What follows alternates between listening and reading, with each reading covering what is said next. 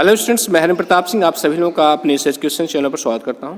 तो स्टूडेंट्स, आज हमने इस वीडियो में एक प्रैक्टिस सेट लिया है जिसमें हमने सिंथेसिस को स्टडी करेंगे। और सिंथेसिस में हम खास तौर से स्टडी करेंगे कि दो या दो से अधिक सिंपल सेंटेंस को मिलाकर सिंपल सेंटेंस बनाना। हमने इसका नाम एक स्पेशल कम्बिनेशन दिया है। स्पेशल कम्बिनेशन इसलिए दिया है क्योंकि अधिकांश आप अपने स्कूल में पढ़े होंगे या कोचिंग में पढ़े होंगे कि दो सेंटेंसेस को कंबाइन करना होता है, या अधिक से अधिक कभी कदार 3 सेंटेंसेस आ जाते हैं। लेकिन इसमें मैंने दो से अधिक सेंटेंसेस लिए, 3 भी लिए हैं, 4 भी लिए हैं, कभी कभी तो 5 सेंटेंसेस भी हैं। तो अगर एग्जाम में अगर ऐसा आ जाता है तो आप घबरा जाएंगे कि आखिर इसको करें कैसे। तो मैंने इस टाइप का इसलिए लिया है ताकि एक बार आप अभ्यास कर लेंगे तो आसानी से उसको कर सकते हैं, कोई दिक्कत नहीं होगी आपको। तो आइए स्टूडेंट्स, हम लोग बिना समय गवाए शुरू करते हैं। और हाँ, मेरी एक बात भी याद रखिएगा कि यह वीडियो जो है केवल उन्हीं लोगों को समझ में आएगा जो ऑलरेडी पहले से रूल पढ़ चुके हैं। उन्हें केवल अभ्यास के तौर पर करना है। आप सोचिए कि रूल नहीं पढ़े हैं और इस तरह हम सेंटेंस को देख करके कर लेंगे तो ये संभव नहीं कि आपको समझ में आएगा। अब देखिए, यहाँ पर सेंटेंस दिया गया है कि my friend came to Agra, मेरा मित्र आगरा आया। दूसरा है कि ही केम फ्रॉम नैनीताल, वह नैनीताल से आया। तीसरा है कि ही केम बाई कार, वह कार के द्वारा आया। और चौथा है कि ही arrived here early in the morning, वह यहाँ सुबह जो है अर्ली मॉर्निंग पहुँचता है, अर्थात यह सुबह जल्दी यहाँ पहुँचता है। अब यहाँ पर 4 सेंटेंसेस दिए गए हैं, इसको कंबाइन करना है सिंपल में। जैसा कि आप जानते हैं कि सिंपल में केवल एक ही फाइनाइट वर्ब होती है और बाकी अगर अदर वर्ब्स आते भी हैं तो नॉन फाइनाइट होंगे। फाइनाइट वर्ब किसे कहते हैं? फाइनाइट उससे कहते हैं जिस पर सब्जेक्ट का प्रभाव पड़ता है और जिससे टेंस की जानकारी होती है। तो अब जरा सेंटेंस को देखिए, इस तरह कंबाइन किया गया है। देखिए क्या कह रहा है कि माई फ्रेंड, अब देखो कंबाइन करके यहाँ लिखा है कि my friend came to Agra from Nainital early in the morning by car, कि मेरा मित्र जो है नैनीताल से आगरा आया। कब आया? अर्ली इन द मॉर्निंग, सुबह जल्दी। और किसके द्वारा? By car. अब इसमें देखिए ये सिंपल सेंटेंस में कंबाइन हो गया। सिंपल सेंटेंस में इसलिए कंबाइन हो गया क्योंकि इसमें केवल एक ही फाइनाइट वर्ब है। कौन है? केम है। इसमें एक ही फाइनाइट वर्ब है। कौन है वो? केम है। फाइनाइट वर्ब किसे कहते हैं? फाइनाइट वर्ब से जो है जिस पर सब्जेक्ट का प्रभाव पड़ता है और जिससे टेंस की जानकारी होती है उसे फाइनाइट वर्ब कहते हैं। तो केम से पता चल रहा है कि यह किस टेंस में है। किस टेंस में है? यह जो है पास्ट इंडेफिनिट में है, क्योंकि यह क्रिया का सेकेंड फॉर्म है। अब आइए अदर सेंटेंस देखते हैं। देखिए नेक्स्ट सेंटेंस क्या कर रहा है कि Guddi does not go to temple, Guddi temple नहीं जाती है, मतलब गुड्डी मंदिर नहीं जाती है। इंस्टेड ऑफ इट, इसके बजाय सी गोज टू पार्क, वह पार्क में जाती है। सी गोज ऑन फुट, वह पैदल जाती है। She does so in the morning, वह ऐसा सुबह करती है। और आगे है कि she takes an exercise there, वह वहाँ पर एक्सरसाइज करती है। इट इज़ हर पर्पज, यह उसका उद्देश्य है, मतलब एक्सरसाइज करना उसका उद्देश्य है। अब देखिए ये इतना बड़ा सेंटेंस आ गया, परीक्षा में देखेंगे अगर आपके सामने आ जाएगा तो आपका तो बीपी हाई हो जाएगा। लेकिन यदि इसको समझ लेंगे तो आप आसानी से कर सकते हैं। अब देखिए इसमें क्या करा है कि Guddi does not go to temple, Guddi temple नहीं जाती है। इंस्टेड ऑफ, इसके बजाय सी गोज टू पार्क, वो कहाँ जाती है? पार्क में जाती है। तो इसको पहली बात की 2 सेंटेंसेस को हम कंबाइन कर सकते हैं कि नहीं, कि गुड्डी जो है टेम्पल जाने के बजाय पार्क जाती है। कैसे जाती है? ऑन फुट जाती है, पैदल जाती है। कब जाती है? इन द मॉर्निंग, मॉर्निंग जाती है। क्या करने के लिए जाती है? टेक एन एक्सरसाइज, व्यायाम करने के लिए। तो हम इसको इस तरह कंबाइन कर सकते हैं कि instead of going to temple, temple जाने की बजाय, मंदिर जाने की बजाय, Guddi goes to park, Guddi park में जाती है। इन द मॉर्निंग, सुबह। और कैसे जाती है? ऑन फुट, पैदल। To take an exercise, exercise करने के लिए। अब यह सिंपल सेंटेंस में कंबाइन हो गया। कैसे हो गया? क्योंकि इसमें केवल एक ही फाइनाइट वर्ब है। कहाँ है? एक ही फाइनाइट वर्ब है। ये फाइनाइट वर्ब यहाँ है। ये इससे पता चल रहा है कि ये किस टेंस में है। किस में है? क्रिया के फर्स्ट फॉर्म में ईएस लगा है, इसका मतलब जब क्रिया के फर्स्ट फॉर्म में ईएस या ईएस लगा रहे तो इसका मतलब वो प्रेजेंट डिफिनिट में है। इससे पता चल रहा है कि ये किस टेंस में है और बाकी फाइनाइट वर्ब इसमें नहीं है। अब आप कहेंगे कि यहाँ पर भी है, यहाँ पर भी वर्ब है, टू टेक है, तो टू टेक फाइनाइट वर्ब नहीं है, टू टेक इन्फिनिटिव है। और इन्फिनिटिव पार्टिसिपल और नॉन फाइनाइट वर्ब में आता है। और फिर आप सोच रहे होंगे कि यहाँ पर भी तो एक वर्ब है, गोइंग है, ठीक है। तो यहाँ पर गोइंग क्या है? यहाँ पर गोइंग जो है ये भी नॉन फाइनाइट वर्ब है, अर्थात नॉन फाइनाइट में क्या है? ये जिरंड है। जिरंड जो है क्रिया के फर्स्ट फॉर्म में आईएनजी लगते से बनता है और इसका हिंदी में जब अर्थ निकालते हैं तो ना, नी या ने आता है। जैसे अगर हम इसको कहें instead of going to temple, मंदिर जाने के बजाय, ठीक। तो अब आपको समझ में आ गया होगा की जो है ये कैसे कंबाइन हुआ है। अब आइए नेक्स्ट क्वेश्चन देखते हैं।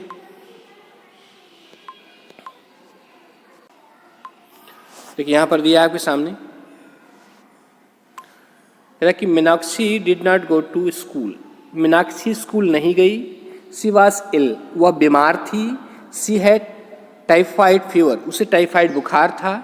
It was the reason of for not going to school, यह उसके स्कूल न जाने का कारण था। क्या करा है फिर से मैं बता दूं, कह रहा है कि Meenakshi did not go to school, Meenakshi school नहीं गई। शी वॉज इल, वह बीमार थी। शी हैड टाइफाइड फीवर, उसे टाइफाइड फीवर था। It was the reason of for not going to school, यही उसके स्कूल न जाने का कारण है। अगर हम इसको कंबाइन करना चाहें तो इस तरह कह सकते हैं कि मीनाक्षी टाइफाइड फीवर से बीमार होने के कारण स्कूल नहीं गई। मीनाक्षी टाइफाइड फीवर से बीमार होने के कारण स्कूल नहीं गई। हम इसको इस तरह कंबाइन कर सकते हैं। ठीक इसी तरह ट्रांसलेट कर देंगे, अपने आप आसानी से आ जाएगा। देखिए है ना, Meenakshi did not go to school, Meenakshi school नहीं गई। ड्यू टू बीइंग इल, बीमार होने के कारण। विथ टाइफाइड फीवर से, मीनाक्षी टाइफाइड फीवर से बीमार होने के कारण स्कूल नहीं गई। अब यह सिंपल सेंटेंस बन गया क्योंकि इसमें केवल एक ही फाइनाइट वर्ब है और वो कहाँ है, ये है। ठीक है, ये है फाइनाइट वर्ब। इसमें इससे पता चल रहा है कि ये किस टेंस में है। ये पास्ट इंडेफिनिट का नेगेटिव है और किसी से नहीं पता चल रहा है, इस और किसी भी वर्ब से इसमें पता नहीं चल रहा है। तो यहाँ पर केवल एक ही फाइनाइट वर्ब है, कौन है, डिड गो है। अब नेक्स्ट क्वेश्चन देखते हैं। इसमें क्या कह रहा है कि Tagore was a great poet, Tagore एक महान कवि थे। He was a philosopher and patriot, वह एक फिलोसफर थे अर्थात दार्शनिक थे, एंड पैट्रियट और देशभक्त थे। अगला है कि ही कंपोज सेवरल पोएम्स, उन्होंने कई कविताएं कंपोज की, कई कविताओं की रचना की। इसमें क्या कर रहा है कि टैगोर क्या थे, एक महान कवि थे और क्या थे, फिलोसफर थे और पैट्रियट थे। तो इसको तो हम जो है कामा से ही इसको सेपरेट कर सकते हैं। केस इन पोजिशन का यूज हम इसमें कर सकते हैं चाहे तो। हम इसमें इस तरह कर सकते हैं कि टैगोर, और टैगोर क्या थे, एक ग्रेट पोएट थे, ये भी टैगोर की व्याख्या कर रहा है। एक फिलोसफर थे और पैट्रियट, तीनों थे। तो ये तीनों व्याख्या कर रहा है इसकी। तो हम इसको तीनों को एपोजिशन में लिख सकते हैं। इसको लिखने के बाद हम लिख सकते हैं उन्होंने कई कविताओं की रचना की। देखिए यहाँ पर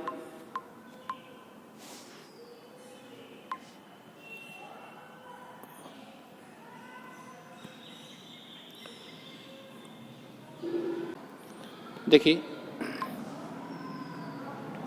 क्या कह रहा है कि Tagore a great poet, Tagore एक महान कवि, फिर क्या है, फिलोसफर एंड पैट्रियट, टैगोर एक महान कवि, philosopher, patriot, compose several poems, उन्होंने कई कविताओं की रचना की। अब यहाँ पर देखिए, यहाँ पर केस इन पोजिशन का प्रयोग हुआ है। Tagore a great poet and patriot, ठीक है। अब यहाँ पर सिंपल सेंटेंस में हो गया क्योंकि यहाँ पर केवल एक ही फाइनाइट वर्ब है और फाइनाइट वर्ब कहाँ, ये कंपोज्ड है। कौन सा है, कंपोज्ड है। इससे पता चल रहा है कि किस टेंस में यह पास्ट इंडेफिनिट में है। अब नेक्स्ट क्वेश्चन देखते हैं। कहता है कि Ram was the son of Dashrath, Ram Dashrath के पुत्र थे।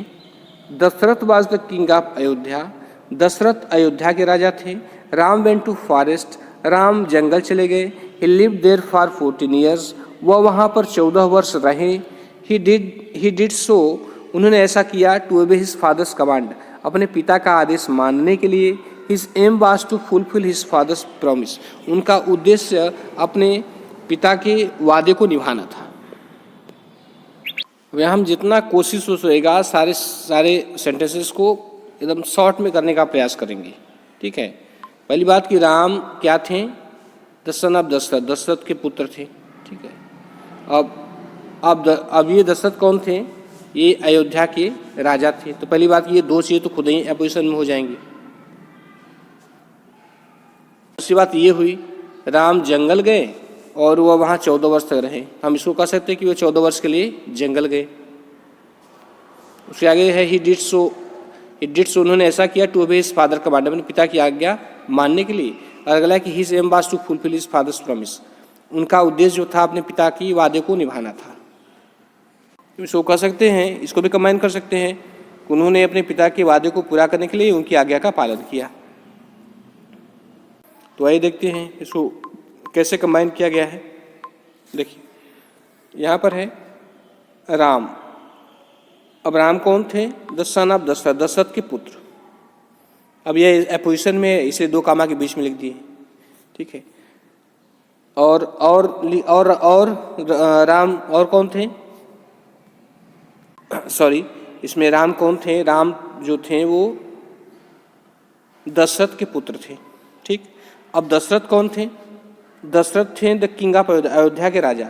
तो अब यहाँ पर ये वाला जो भाग है ये अपोजिशन में किसके? राम के है। और यहाँ पर द किंग ऑफ अयोध्या ये अपोजिशन किसके है? ये दशरथ के अपोजिशन में है। और आप जानते हैं जो अपोजिशन में रहता है उसको हम दो कामा के बीच में लिखते हैं, ठीक है। तो इस तरह हो गया कि Ram the son of Dashrath the king of Ayodhya went to forest, वे जंगल गए फॉर 14 ईयर्स, 14 वर्षों के लिए। To obey his father's command, अपने पिता की आज्ञा को मानने के लिए। For the fulfilment of his father's promise, अपने पिता की वादे को पूरा करने के लिए। अब देखिए ये सिंपल सेंटेंस में कंबाइन हो गया है, इसलिए हो गया क्योंकि इसमें केवल एक ही फाइनाइट वर्ब है। कहाँ है? ये है ही वेंट फॉर इवेंट, क्योंकि इससे पता चल रहा है कि ये किस टेंस में है। बाकी जो अदर वर्ब है उनसे नहीं पता चल रहा है, ठीक है। या ओबे है तो ये नॉन इन्फिनिटिव है,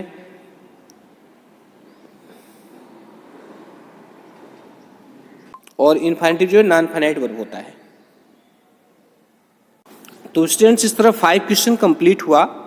आप एक दो बार और देख लीजिएगा तो आसानी से आप समझ जाएंगे इसको कैसे करना है, क्योंकि इतना कठिन देता नहीं है। फिर भी मैंने बता दिया कि यदि दे सकता है, दे देगा, तो आप आसानी से कर सकते हैं।